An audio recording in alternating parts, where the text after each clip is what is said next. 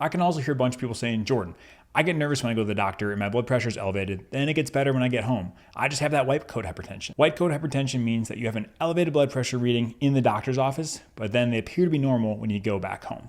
Most of the time, people don't worry about this at all and think that as long as they eventually get a normal reading, then everything is fine. Well, that may not be entirely true. One meta-analysis by Cohen and colleagues in 2019 looked at just that. They looked at about 27 different studies looking at over 25,000 individuals with white coat hypertension and found that 3 years later on follow-up, when compared to those with normal blood pressure, they actually had an increased risk for cardiovascular events and mortality and all-cause mortality.